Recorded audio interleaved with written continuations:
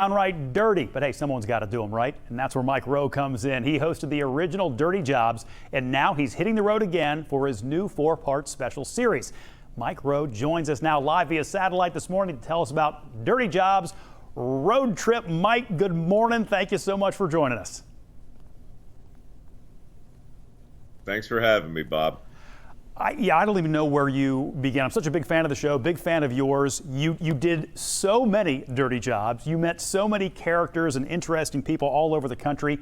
How did you even know where to begin in terms of revisiting some of those things?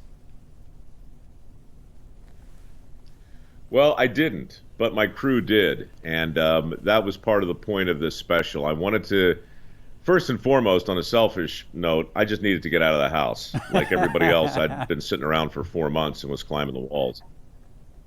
So I called Barsky and the old gang that I used to shoot the show with, and they were all feeling the same way. So we got tested, hopped in an RV, and started driving through the country. And along the way, you know, we all had a camera, so we're all kind of filming each other, and we're looking back on what really has become the granddaddy of essential working shows. Yeah. And as we reminisce about our favorite moments, the viewer sees those moments. We pull over from time to time whenever we see something just so beautiful we have to stop and look at it, and then we'll zoom, maybe with an old dirty jobber, right? So it's part check-in, part reunion, part road trip, and I think collectively it's a look at the nature of work, you know, as it's existed over the last 20 years and what it feels like today. It's a topic that's on everybody's mind, and I guess the headlines, Bob, caught up to the show. Yeah. And so they want to reboot the whole thing as soon as the universe lets us get out in the world. It's so interesting for you to have done this during the pandemic because, like you said,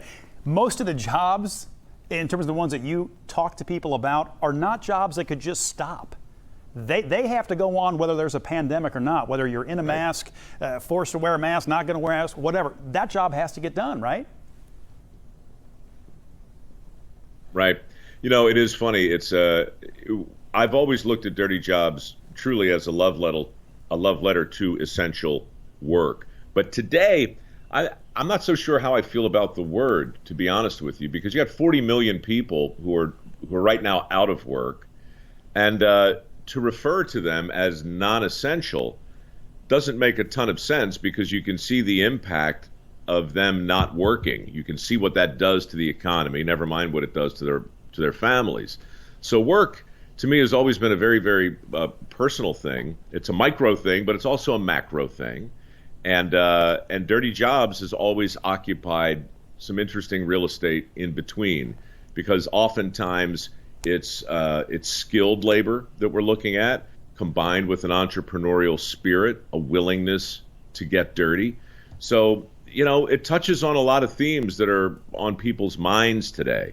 And again, not to overstate it, it's still a road trip with exploding toilets and misadventures in animal husbandry, but it's also a rumination on the changing face of the modern day proletariat. You know, I mean, there's a lot. There's some meat on the bone, Bob. Mike, I could continue to ruminate with you for as long as they would let me, but we're coming up at the top of the hour, so I got to let you go. I appreciate you spending some time with us today very, very much.